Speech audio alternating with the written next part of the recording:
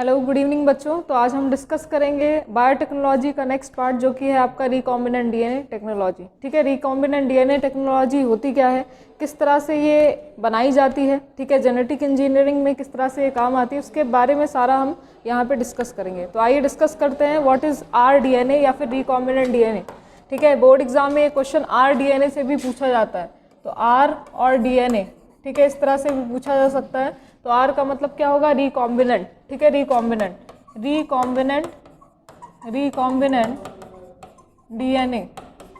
DNA और पूरे chapter में इसका डिटेल वीडियो मैं आपको दूंगी। ठीक है, तो यहाँ पे रिकॉम्बिनेंट का मतलब क्या होता है, यहाँ पे देख लीजिए, यहाँ पे री और प्लस कॉम्बिनेंट है। यहाँ पे री का मतलब क्या हो जाएगा, अगेन। री का मतलब क्या हो जाएगा, अगेन। कॉम्बिनेंट का मतलब क्या हो जाएगा, कॉम्बिनेशन। क्या हो जाएगा, कॉम्बिनेशन। ठीक है, अगेन कॉम्बिनेशन। किसका अगेन कॉम्बिनेशन होगा, देखिए क्या लिखा है, डीएनए का। ठीक है, डीएनए का। तो यहाँ पे मतलब क्या निकल के आ रहा है, देखिए डीएनए का अगेन कॉम्बिनेशन क्या कहलाएगा, आपका रिकॉम्बिनेंट डीएनए टेक्नोलॉजी। यहाँ पे दो डीएनए क्या होते हैं आपस में, दो डीएनए, एक हमारा डिजायरेबल डीएनए होता है और एक क्या होता है, कोई वेक्टर का डीएनए होता है। ठीक है, वेक्टर, उसका डीएनए क्या होता है, जब आपस में हम कंबाइन करते हैं तो ये जो डीएनए बनेगा वो क्या बना लेगा, आपका रिकॉम्बिनेंट डीएनए कहलाएगा। ठीक है, रिकॉम्बिनेंट डीएनए बना लेगा। अब आइए देखते हैं ये कैसे बनता है। ठीक है, उसके बारे में पूरा डिटेल हम डिस्कस करेंगे। तो देखते हैं रिकॉम्बिनेंट डीएनए की क्या प्रोसेस होती है। देखिए, सबसे पहले रिकॉम्बिनेंट डीएनए अगर हमें बनाना है तो हमें अपने डिजायरेबल जीन चाहिए। ठीक है, जो हमारा डिजायरेबल जीन होता है, जो हम प्रोडक्ट बनाना चाहते हैं, वो जीन हमारे पास होना चाहिए। ठीक है, जैसे आप इंसुलिन ही अगर बना रहे हैं तो इंसुलिन जीन आपके पास होना चाहिए। तो हमारे पास क्या है, हमारे पास अपना डिजायरेबल जीन है। और ये जो डिजायरेबल जीन है, डिजायरेबल जीन हम आइसोलेट करते हैं, कहाँ से आइसोलेट करेंगे, किससे, ब्लड से। किस मेथड से, सेंट्रीफ्यूगेशन मेथड से। तो यहाँ पे देखिए डिजायरेबल जीन आप लोगे, डिजायरेबल जीन। ठीक है, डिजायरेबल जीन प्लस इसके बाद डिजायरेबल जीन जब आपके पास आ जाता है तो इसको आप कट करेंगे। किससे कट करना है, देखिए कट करने के लिए कोई भी चीज़ अगर कट करते हैं तो उसके लिए सीजर का इस्तेमाल करते हैं। यहाँ पे सीजर यूज़ नहीं कर सकते हैं, यहाँ पे सीजर यूज़ करेंगे, but molecular scissor. Molecular scissor क्या होता है, मॉलिक्यूलर सीजर का मतलब होता है कि वो एंजाइम जो कि इस डीएनए के फ्रेगमेंट्स में कट करेगा। ठीक है, इस डीएनए को फ्रेगमेंट्स में क्या करेगा, कट करेगा। तो यहाँ पे डिजायरेबल जीन लेने के बाद अब हमारे पास क्या होना चाहिए, मॉलिक्यूलर सीजर। और ये जो मॉलिक्यूलर सीजर होगा, ठीक है, मॉलिक्यूलर सीजर होता है वो एक तरह का एंजाइम होता है। कौन सा एंजाइम होगा, रेस्ट्रिक्शन एंजाइम। रेस्ट्रिक्शन एंजाइम के बारे में भी हम डिटेल डिस्कस करेंगे। तो यहाँ पे ये जो मॉलिक्यूलर सीजर है ये क्या करेगा, देखिए डिजायरेबल जीन को कट कर देगा, कट करेगा। और कट करने के बाद ये हमारे पास इसके बहुत सारे फ्रेगमेंट्स आ जाएंगे। ठीक है, बहुत सारे फ्रेगमेंट्स जस्ट लाइक दिस। देखिए यहाँ पे इस तरह से बहुत सारे इसके फ्रेगमेंट्स आ गए। अब हमें सारा जीन तो चाहिए नहीं, जो इंसुलिन का जीन है, अगर आप इंसुलिन बना रहे हैं तो इंसुलिन का जीन चाहिए। तो ये वाला मान लीजिए इंसुलिन का जीन है, इसको हमने क्या कर लिया, आइसोलेट कर लिया। आइसोलेट करने के बाद अब आपको चाहिए वेक्टर। क्या चाहिए, वेक्टर। अब देखिए व्हाट इज वेक्टर डीएनए, हम बात करेंगे वेक्टर डीएनए की। तो वेक्टर का मतलब होता है जो कि कैरी कर रहा है। ठीक, अब इस डिजायरेबल जीन को कैरी करने वाला कोई डीएनए होना चाहिए। ठीक है, और ये जो डीएनए होता है उसको हम क्या कहते हैं, वेक्टर डीएनए। और ये वेक्टर डीएनए हमें कहाँ से मिलता है, हमें मिलता है ये बैक्टीरिया से। कौन सा बैक्टीरिया, देखिए वैसे तो बहुत सारा बैक्टीरिया यूज़ किया जाता है, लेकिन सबसे ज़्यादा जो बैक्टीरिया यूज़ किया जाता है वो क्या हो जाएगा, आपका ई कोलाई। ई कोलाई की अगर हम बात करें, इस्रेशिया कोलाई की, तो सबसे ज़्यादा यूज़ किया जाने वाला, बायोटेक्नोलॉजी में सबसे ज़्यादा यूज़ किया जाने वाला क्या है, ये बैक्टीरिया है। अब इस बैक्टीरिया में देखेंगे हम, ठीक है, ये मान लीजिए ई कोलाई बैक्टीरिया है। अब इस ई कोलाई बैक्टीरिया में क्या है, इसका अपना जेनेटिक मटेरियल होता है। अपना जेनेटिक मटेरियल के साथ साथ इनमें क्या होता है, एक्स्ट्रा क्रोमोसोमल मटेरियल होता है। क्या होगा, एक्स्ट्रा क्रोमोसोमल मटेरियल। और इस एक्स्ट्रा क्रोमोसोमल मटेरियल को हम क्या कहते हैं, प्लाज्मिड कहते हैं। ध्यान दीजिएगा यहाँ पे, इस एक्स्ट्रा क्रोमोसोमल मटेरियल को क्या कहा जाता है, प्लाज्मिड कहा जाता है। ठीक है, प्लाज्मिड, कॉस्मिड। ठीक है, तो यहाँ पे देखिए वेक्टर डीएनए, वेक्टर डीएनए क्या हुआ, ये प्लाज्मिड हुआ। ठीक, कहाँ से आइसोलेट करेंगे हम, बैक्टीरिया से आइसोलेट करेंगे। बैक्टीरिया के अंदर ये देखिए अपना इसका जेनेटिक मटेरियल है, दिख रहा है, ये जेनेटिक मटेरियल है। जेनेटिक मटेरियल के साथ साथ एक्स्ट्रा क्रोमोसोमल मटेरियल भी है, और वो एक्स्ट्रा क्रोमोसोमल मटेरियल क्या कहलाता है? प्लाज्मिड कहलाता है। अब हम प्लाज्मिड ले लेंगे यहाँ से, और इस प्लाज्मिड को हमने क्या नाम दिया है? प्लाज्मिड को नाम दिया है क्या? Vector DNA. क्या नाम दिया है इसको? Vector DNA. वेक्टर डीएनए भी आप कह सकते हैं, या फिर प्लाज्मिड भी कह सकते हैं। वेक्टर कहीं पे भी अगर यूज हो रहा है, इसका मतलब वो किसी ना किसी चीज को कैरी कर रहा है। जैसे आप देखते हैं डेंगू, मलेरिया, ये सारे क्या होते हैं? डिजीजेज होते हैं। तो मलेरिया मॉस्किटो से नहीं होता है, मलेरिया का जो कॉजल ऑर्गेनिज्म होता है वो कौन सा होता है? प्लाज्मोडियम। प्लाज्मोडियम को कैरी करने वाला होता है मॉस्किटो, ठीक है। मॉस्किटो क्या कहलाएगा? अब वेक्टर कहलाएगा। किसको कैरी कर रहा है? कॉजल ऑर्गेनिज्म को। किसके कॉजल ऑर्गेनिज्म को? मलेरिया के, ठीक है। तो यहाँ पे जो कैरी कर रहा है, तो कैरियर जो है वो कौन सा है? ये वेक्टर कहलाएगा। और ये जो वेक्टर है हमने कहाँ से आइसोलेट किया है? ई कोलाई से, बैक्टीरिया से आइसोलेट किया है। क्लियर होगी बात? अब यहाँ पे देखिए, अब जैसे ही क्या करते हैं आप, जैसे ही यहाँ पे वेक्टर डीएनए को आइसोलेट कर लेते हैं, अब इस वेक्टर डीएनए के अंदर हमें क्या करना है? इस जीन को इंसर्ट करना है, इंट्रोड्यूस कराना है। इंट्रोड्यूस कैसे होगा? ध्यान दीजिएगा। इंट्रोड्यूस होगा ये जब हम क्या करेंगे? इसमें भी कटिंग करेंगे। कैसे कटिंग करेंगे? इस मॉलिक्यूलर सीजर से। कैसे कटिंग करना है हमें? Molecular scissor. और मॉलिक्यूलर सीजर कौन सा होगा? देखिएगा, मॉलिक्यूलर सीजर कौन सा होगा यहाँ पे? Restriction enzyme.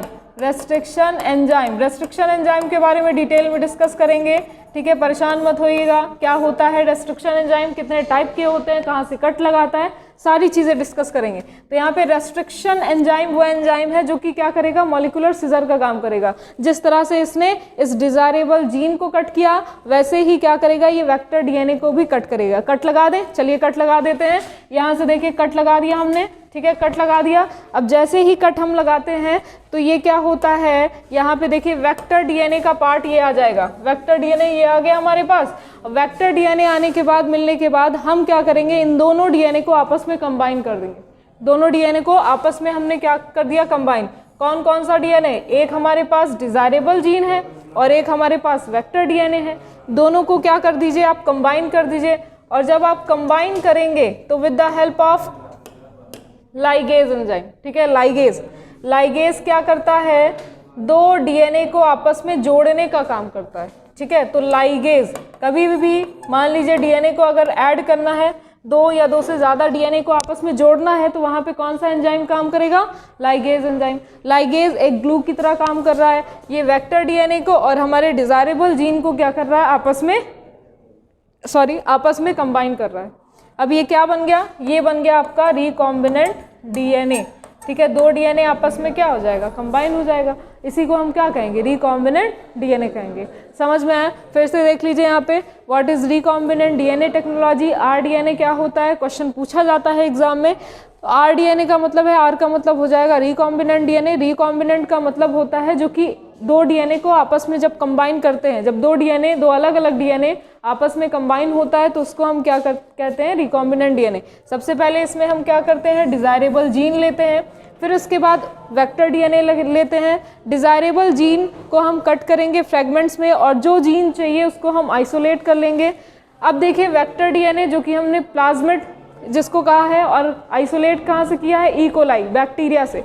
E coli bacteria लिया, यहाँ से हमने प्लाज्मिड आइसोलेट कर लिया, यहाँ से भी हमने कटिंग लगाई, और कट करने के बाद इन दोनों को with the help of ligase enzyme क्या कर देते हैं? आपस में कंबाइन कर देते हैं। तो ये क्या बन जाएगा? आपका रिकॉम्बिनेंट डीएनए बन जाएगा। समझ में आया? अब ये जो रिकॉम्बिनेंट डीएनए बना है, इसकी अगर मल्टीप्लिकेशन करानी है, क्योंकि इंसुलिन जीन अगर हम बना रहे हैं तो इंसुलिन का तो बहुत ज़्यादा यूज़ होता है आज के टाइम में।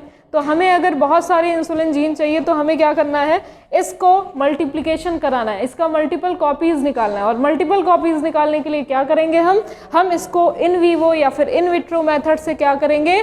मल्टीप्लाई करेंगे। और इन वीवो मेथड जो कि होस्ट के अंदर हम इंट्रोड्यूस करेंगे, इसको होस्ट के अंदर इंट्रोड्यूस करेंगे, ठीक है। ये जो रिकॉम्बिनेंट डीएनए बना है इसको हम होस्ट के अंदर इंट्रोड्यूस कर देंगे। और जब ये होस्ट क्या होगा? मल्टीप्लाई करेगा। ध्यान दीजिएगा, जब ये होस्ट मल्टीप्लाई करेगा तो इसके साथ ही साथ ये आपका रिकॉम्बिनेंट डीएनए भी मल्टीप्लाई करेगा। ये आपका रिकॉम्बिनेंट डीएनए भी क्या करेगा? मल्टीप्लाई करेगा। और हमें बहुत सारे क्या मिल जाते हैं? इससे रिलेटेड जीन मिल जाते हैं। ठीक है, तो इस तरह से ये क्या होगा, इस तरह से देखिए आपका इस तरह से मल्टीप्लाई करेगा। ठीक है, तो ये आपका क्या हो गया, रिकॉम्बिनेंट डीएनए टेक्नोलॉजी। ठीक है, समझ में आया। अब इसके बाद हम डिस्कस करेंगे टूल्स। इसके टूल्स कौन कौन से होते हैं, कौन कौन से टूल्स जो कि इसमें इस्तेमाल किए जाते हैं। तो सबसे पहले आइए, ये पूरा जो टेक्नोलॉजी है उसको हम डिटेल में डिस्कस करेंगे। बहुत आसान प्रोसेस नहीं है। ठीक है, जितनी आसानी से मैंने बता दिया है, जितनी आसानी से समझा दिया है, उतना ईजी नहीं है इसको करना। आइए देखते हैं। तो सबसे पहले हम बात करेंगे tools of recombinant DNA technology. Next slide में आइए। Tools of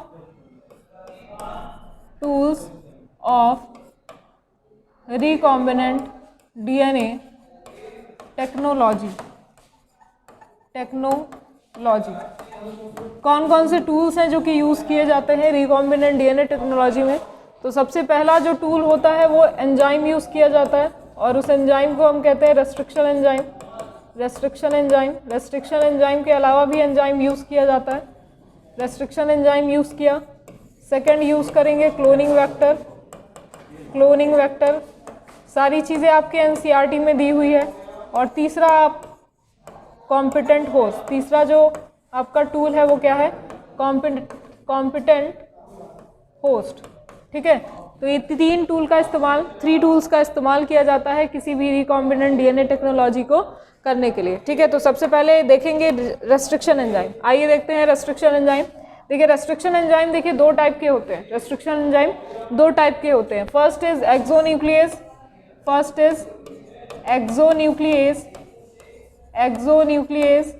and second one is endonuclease. ठीक है, पहला क्या है एक्सोन्यूक्लियस और दूसरा क्या हो जाएगा, एंडोन्यूक्लियस हो जाएगा। अब एक्सो का मतलब जानते हैं क्या होता है, एक्सो का मतलब आउटसाइड होता है, आउटर होता है। यहाँ पे एक्सो का मतलब आउटसाइड हो जाएगा और एंडो का मतलब क्या हो जाएगा, इनसाइड हो जाएगा। तो इसका मतलब ये होता है कि रेस्ट्रिक्शन एंजाइम देखिए पहले क्या है, रेस्ट्रिक्शन का मतलब होता है रेस्ट्रिक्टेड, मतलब कुछ ऐसे एंजाइम होते हैं जो कि रेस्ट्रिक्टेड जगह पे ही कट लगाते हैं। कुछ ऐसे एंजाइम होंगे जो कि रेस्ट्रिक्टेड जगह पे ही कट लगाएंगे, रेस्ट्रिक्टेड लोकेशन पे ही कट लगाएंगे।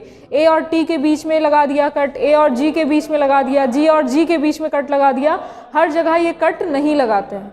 ठीक है, तो यहाँ पे रेस्ट्रिक्शन एंजाइम की बात करें तो कुछ ऐसे एंजाइम जो कि रेस्ट्रिक्टेड होते हैं, कुछ स्पेसिफिक लोकेशन पे ही कट लगाएंगे, उसके अलावा कहीं कट नहीं लगाते हैं, उसी को हम क्या कहते हैं, रेस्ट्रिक्शन एंजाइम कहते हैं। और दो टाइप इसमें देखिए, पहला है आपका एक्सो और दूसरा क्या हो जाएगा, एंडो। एक्सो की अगर हम बात करें तो ये जो आउटर एंड होते हैं, ठीक है, डीएनए का जो एंड होता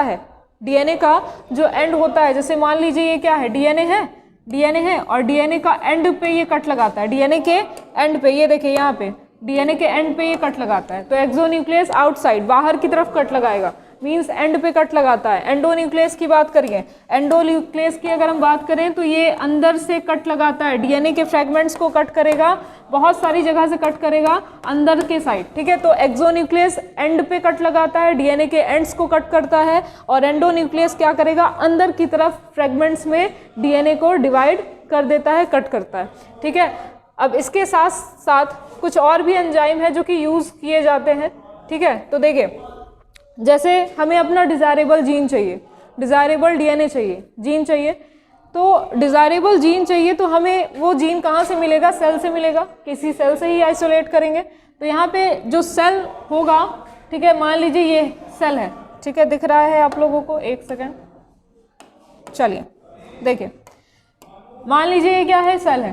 ठीक है, सेल के अंदर क्या प्रेजेंट होता है, न्यूक्लियस, न्यूक्लियस के अंदर क्या प्रेजेंट होगा, डीएनए, आरएनए, ठीक है, जेनेटिक मटेरियल।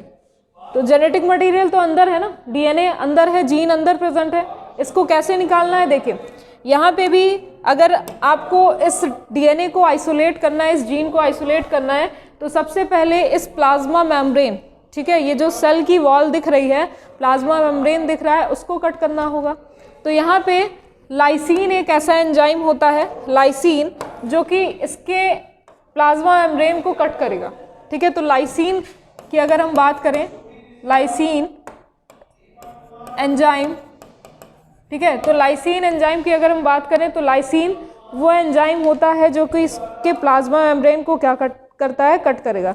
तो यहाँ पे to break the cell wall, ठीक है, या फिर कह सकते हैं टू ब्रेक द सेल, ठीक है, to break the cell. Lysin क्या करेगा, to break the cell, cell को क्या करता है, ब्रेक करता है। अब देखिए यहाँ से सेल ब्रेक हो गई, एक सेकेंड मैं दिखा रही हूँ आपको, ये देखें, ये यहाँ पे सेल ब्रेक हो गई, ठीक है। अब अंदर आ जाइए, अंदर क्या प्रेजेंट है, न्यूक्लियस, न्यूक्लियस के अंदर डीएनए मिलेगा। तो न्यूक्लियस की वॉल को भी तो कट करना है, तो न्यूक्लियस को कट करने वाला जो एंजाइम होगा वो क्या हो जाएगा, न्यूक्लियस हो जाएगा, है ना, न्यूक्लियस हो जाएगा। तो यहाँ पे सेकंड जो एंजाइम यूज़ किया जा रहा है वो कौन सा हो जाएगा, न्यूक्लियस। क्या हो जाएगा बोलिए, न्यूक्लियस, ठीक है। तो न्यूक्लियस न्यूक्लियस से रिलेटेड है, ठीक है। यहाँ पे देखिए न्यूक्लियस एंजाइम वो एंजाइम होता है जो कि न्यूक्लियस को कट करेगा, न्यूक्लियस की जो वॉल है, न्यूक्लियस की जो मेम्ब्रेन है उसको क्या करता है, अंदर से कट करेगा, जस्ट लाइक दिस। देखिए यहाँ से इस तरह से कट कर दिया, ठीक है, समझ में आया। अब इसके बाद देखिए न्यूक्लियस के अलावा भी जैसे मान लीजिए बहुत सारे एंजाइम होते हैं, जैसे मान लीजिए ये डिपेंड करता है प्लांट पे, ठीक है, या फिर कोई भी फंगस की वॉल है तो उस पर डिपेंड करता है कि उसकी वॉल जो है वो किस चीज़ की बनी हुई है।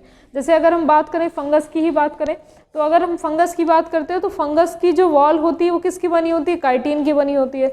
तो काइटिन को ब्रेक करने के लिए जो एंजाइम होगा वो काइटिनेज होगा, बस एज जोड़ देना है आपको। तो काइटिन को ब्रेक करने के लिए, ठीक है, काइटिन से बनी हुई जो वॉल होती है उसको ब्रेक करने के लिए जो एंजाइम यूज़ होगा वो क्या हो जाएगा, काइटिनेज। क्या हो जाएगा, काइटिनेज, ठीक है, काइटिनेज, ठीक है। अब इसी तरह से जैसे सेल वॉल है, प्लांट में सेल वॉल होता है ना, सेल वॉल किससे बना होता है, सेल वॉल बना होता है सेलुलोज से। सेलुलोज को ब्रेक करने के लिए जो एंजाइम यूज़ होगा वो सेलुलेज यूज़ होगा।